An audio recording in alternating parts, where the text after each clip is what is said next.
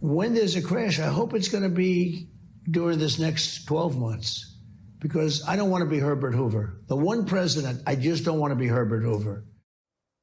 Okay, that was Donald Trump actively rooting against the well-being of this country and the American people, saying he hopes the economy crashes this year because he, quote, doesn't want to be Herbert Hoover. Well, Trump got his wish. A new poll out today shows that he is not Herbert Hoover. He's actually way, way worse. The poll of historians and scholars ranks every president in U.S. history from best to worst. And while Herbert Hoover received the 36th spot, Trump is ranked dead last at 45. Behind the likes of Richard Nixon, Franklin Pierce, even William Henry Harrison, who died 31 days after taking office. Joining me now is NBC News presidential historian Michael Beschloss. Michael, you got to be pretty terrible to be ranked below James Buchanan, Civil War failure, pre-Civil War failure, and a guy who only lived for 31 days as president. Your thoughts? Yeah, I'd say so. And Richard Nixon, who would have been impeached and probably put in jail if it weren't for a pardon by Gerald Ford, don't you think? I would think. Let me put up the top 10. I have to begin by asking, am I actually getting to talk to the #1 New York Times best-selling author of Medgar and Murley as of this week? Everyone give their congratulations to Joy. That's not an easy thing to do, and the book deserves it. Thank you. And I think it was your blurb. I think your blurb did it. I do believe that's what did it. I wish. Glad to take the credit, but it doesn't deserve it. Thank you so much, Michael. I appreciate you. You are a good friend. You are a good guy. Well, let's talk about these rankings. I'm obsessed with these rankings, by the way. I cannot wait for them to come out every year. I don't know if you're on this committee, but I'm obsessed with it. No, I'm Here not. are the top 10. You're not on it. Well, here are the top 10. Abraham Lincoln, who always ranks up the top, usually George Washington here at the top. FDR moving up into #2. He moved up. Yep. Jefferson's still there, despite the gulag with an enslaved person under his bedroom. Barack Obama jumps up to #7. Harry Truman, Eisenhower. Kennedy standing up there at 10. Lyndon Johnson at 9. Do you agree with these rankings?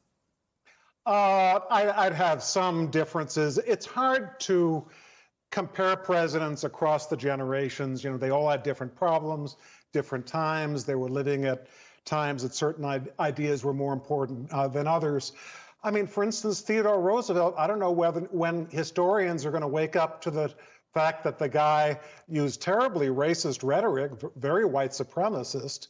The 1912 Theodore Roosevelt Progressive Party Bull Moose platform was for segregation of the races in America. So I'm not sure how long that's going to stick.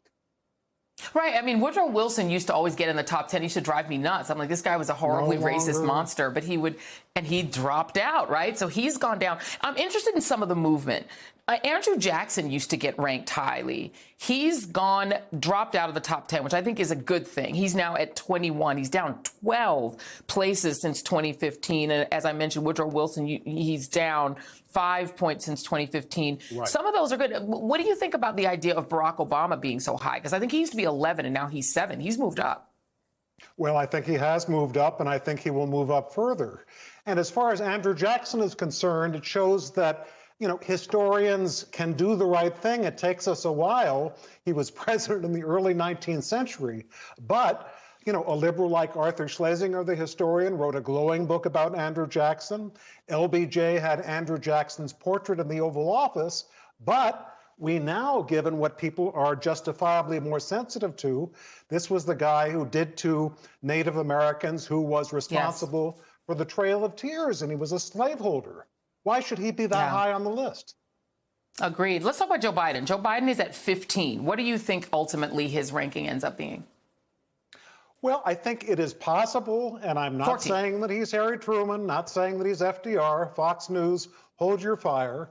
But what I would say is that people may very well say that there were elements of greatness in Joe Biden that a lot of people did not expect, that were actually rather similar of Harry Truman, who had decades of experience, loved democracy, willing to make tough calls. Yeah. And let me show you this. There was a Nazi march this weekend in Nashville that really was reminiscent of what happened in the 1930s. We are in the year that is reminiscent of 1924, the year that the Democratic National Convention was nicknamed the Klan Bake. That was 3 years before Donald Trump's father got arrested at a Klan riot. So that period in the 1920s feels a lot like today. Do you agree with that? I totally agree. 1924 was the apex of the power of the Ku Klux Klan in America. Half of the Democratic delegates at that convention were either members of, leaders of, or controlled by the Ku Klux Klan. The Democratic Party, in contrast today, was a Southern racist party. Thank God we've come that far, but the Nazis and the Klan are still there. The last thing I've got to bring up, because it is a little bit fun. So the rankings by Republican, by ideology, Donald Trump among the Republicans who made the rankings of best and worst presidents, they ranked him at 41. The Democrats ranked him at the bottom, 45. Independents, bottom. Conservatives, 43. Liberals, 45. Moderates, 45. Everyone agreed, including the Republican rankers, that he's terrible. He couldn't get higher than 41, even with the Republican rankers. What do you make of that? Yeah, I just can't imagine why someone who was twice impeached and wanted to suspend the Constitution and waged a coup d'etat, an insurrection that might have led to the deaths of leaders of Congress, would rank so low. But could I ask a final question of you, Joy? Yes. In honor of President's Day, may I bring you a bottle of Donald Trump perfume? I might actually toss that out or regift. If you bring me that, I might regift. No gold shoes. No gold shoes. Yeah, I think not. I think not. Michael Beschloss will regift. Right. Thank you. Thank you, my very much. Good night. Thank you, my friend.